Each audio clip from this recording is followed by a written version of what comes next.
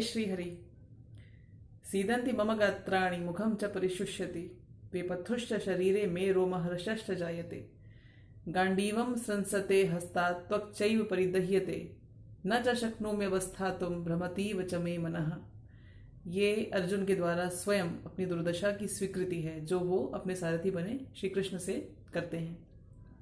और इसी स्वीकृति को ऐसे के ऐसे ही संजय जी हस्तिनापुर के महल में बैठे हुए धृतराष्ट्र को भी सुनाते हैं। और आज इसे अपने अपने स्थानों पर बैठकर हम भी देख रहे हैं, सुन रहे हैं, समझ रहे हैं और हम में से कई शायद इसका अनुभव भी कर रहे हैं।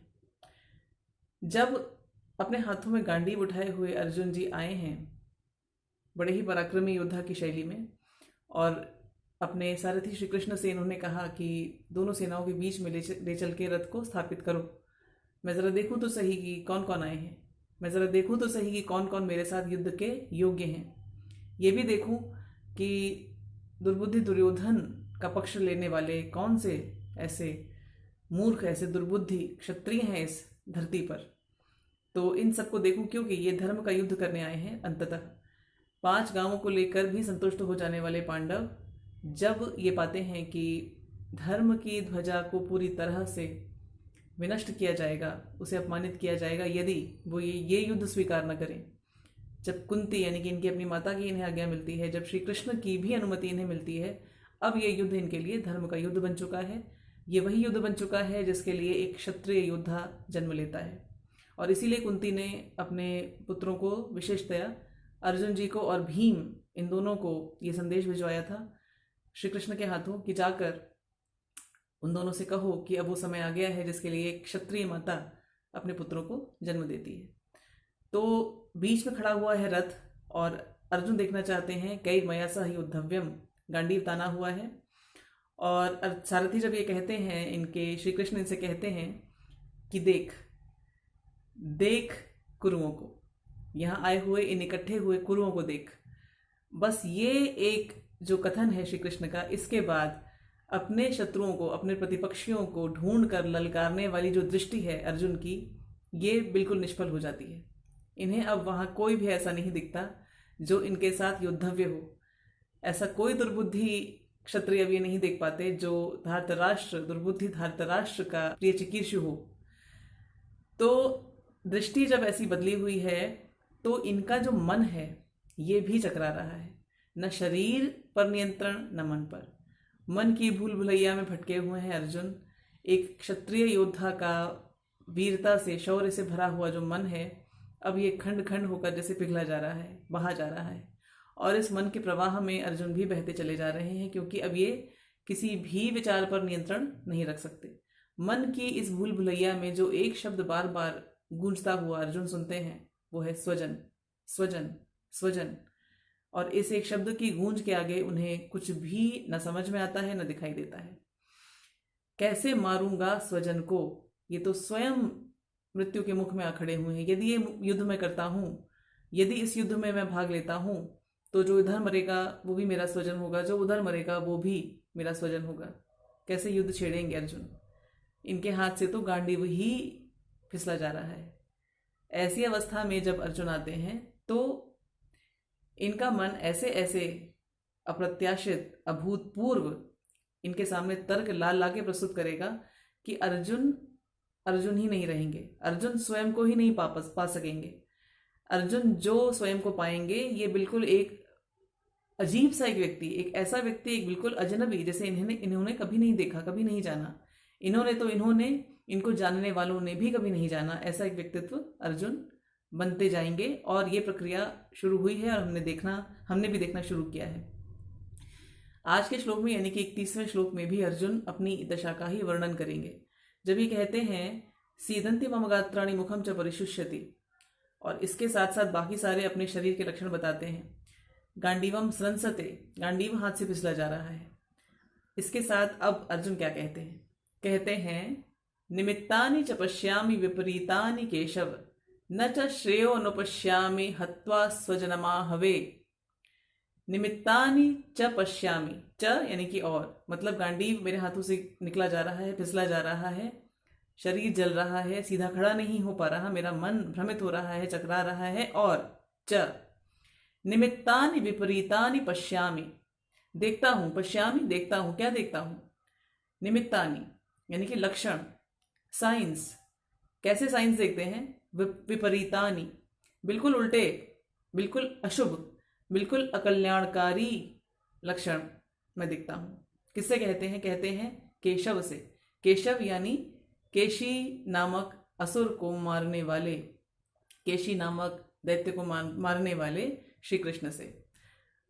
केशी अधर्म का, अकल्याण का पर्याय था, और उसकी हत्या करने वाले केशव से ये कहते हैं कि मैं तो लक्षण ही विपरीत देख रहा हूं, हे केशी का मर्दन करने वाले। मतलब तुम चूंकि केशी का मर्दन कर चुके हो, तुम्हें पता है कि धर्म और कल्याण के जो मार्ग पे चलने वाले लक्षण होते हैं वो कैसे होते हैं। मैं जो देख रहा हूं, हे केशव, ये लक्षण तो बिल्कुल भी विपरीत लगते हैं मुझे, बिल्कुल भी ठीक नहीं लग रहे, विपरीत हैं, बिल्कुल ही जैसे नहीं होने चाहिए, अशुभ, अकल्याणकारी वो हैं। फिर कहते हैं न च श्रेयो अनुपश्यामि, च यानी और आगे और बताते हैं अपने सारथी बने श्री कृष्ण से, न श्रेय अनुपश्यामि। श्रेय जो है ये हमारे वेदांत में बताए हुए मानव व्यवहार के दो मार्ग हैं, श्रेय और प्रेय। प्रेय मार्ग वो है जो अचानक से आपको आकर्षित कर सकता है, अच्छा लग सकता है, लेकिन जो हायर आपका जो कल्याण है, हायर जो आपका वेलफेयर, वेलबींग है, जो सबलाइम है, जो ऊंचा आपका जो कल्याण है, या आपसे जुड़ा हुआ बाकी कम्युनिटी, बाकी समाज का जो कल्याण है, वो जिस रास्ते पर ना हो वो कहलाता है प्रेय का मार्ग। और श्रेय का मार्ग वो है जो परम कल्याणकारी मार्ग है, जिस पर चलना भले ही आकर्षित न करे, लेकिन है ये ही कल्याण का मार्ग। तो ये कहते हैं न श्रेय अनुपश्यामि, मतलब यदि ये जो युद्ध है जिसमें मैं खड़ा हुआ हूं, इसको मैं करता हूं, तो इसके बाद जो होता है उसे मैं जो देखता हूं, अनुपश्यामि, after whatever I do, what I behold, what I foresee, जो मैं देखता हूं वो क्या मैं देखता हूं? न श्रेय, श्रेय नहीं देखता हूं, ये तो नहीं है कल्याण का मार्ग, ये नहीं है श्रेय का मार्ग। क्यों नहीं है श्रेय का मार्ग? हत्वा स्वजनम आहवे, आहव अर्थात युद्ध, आहवे अर्थात युद्ध में, हत्वा यानी कि हत्या करके, मार के, किसे मार के? स्वजन को, स्वजनम, स्वजन को मार के, आहव में, युद्ध में मैं कोई कल्याण, कोई श्रेय नहीं देखता, हे केशी को मारने वाले। केशी को मारने वाले संबोधन जब देते हैं तो इसका अर्थ ही यही है कि श्री कृष्ण की ये उस दृष्टि को जगाना चाहते हैं जिस दृष्टि के कारण श्री कृष्ण ने केशी को मारा था। आपने केशी को इसलिए मारा था क्योंकि केशी एक असुर था, वो आपका स्वजन नहीं था। यहां जो मैं करने वाला हूं यह है स्वजन हत्या, और ये बिल्कुल भी श्रेय का मार्ग तो नहीं है, क्योंकि अर्जुन एक धर्मपरायण व्यक्ति हैं, और जिसमें इन्हें धर्म न दिखाई दे, जिसमें इन्हें कल्याण न दिखाई दे, श्रेय न दिखाई दे, उस मार्ग पर चलना इनके लिए असंभव है।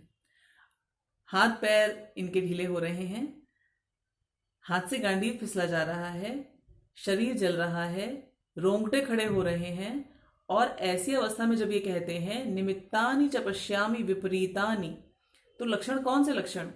ये लक्षण कि अर्जुन के हाथ से गांडीव न उठे। गांडीव जैसे ये ताने हुए बड़े ही वीरोचित शैली में अभी तक ललकार के युद्ध करने के लिए किसी को ढूंढ रहे थे, अपने योद्धव्य प्रतिपक्षी को, अब वही हाथ गांडीव ही नहीं उठा सकता, शरीर कांपता है योद्धा का युद्ध से पहले। ये तो बड़ा ही अशुभ लक्षण है, बड़ा ही अकल्याणकारी लक्षण है। शायद अर्जुन को और भी आसपास के जो आकाशीय खगोलीय लक्षण दिखाई दे रहे होंगे, ये भी वैसे ही दिखाई दे रहे होंगे अशुभ, क्योंकि जो मन इनका है, मन अब ऐसे ऐसे विचार प्रस्तुत कर रहा है इनके सामने, अपने शरीर की स्थिति को ये एक बड़ा ही अशुभ लक्षण मान रहे हैं। और सबसे बड़ी बात तो ये कि जो अशुभता है, जो अकल्याण है, जो सबसे बड़ा अपशकुन है, वो तो ये कि बात यहां तक आ पड़ी है कि मुझे स्वजन की हत्या करनी पड़ेगी। ये युद्ध तो मैं अपने शत्रुओं से लड़ने चला था, अधर्म के विरुद्ध लड़ने चला था, पर ये तो स्वजन हत्या तक आके बात पहुंची है, तो ये तो विपरीत निमित्त है। अर्जुन की स्थिति इतनी इतनी दयनीय हो चुकी है, इनका मन इतना दुर्बल हो चुका है कि अब ये ढूंढ ढूंढ के ऐसे तर्क लाएगा कि अर्जुन स्वयं नहीं समझ पाएंगे कि ये विचार आ कहाँ से रहे हैं। और हम इसे जब देखेंगे और यदि हम इसको अनुभव करेंगे तो हम बिल्कुल उसी अवस्था का अनुभव कर पाएंगे जो अर्जुन कर रहे हैं। उसी प्रकार की एक दुविधा, उसी प्रकार का एक भय, अत्यंत करुणा, जबरदस्त compassion. How to kill them? These have brought themselves into the mouth of death. मैं क्या करूं? गांडीव लेकर मैं इनको मारता हूं, इसके बदले में ये इधर मारेंगे तो इधर भी मेरे वाले, उधर भी मेरे वाले, मेरा तो कोई भी शत्रु नहीं।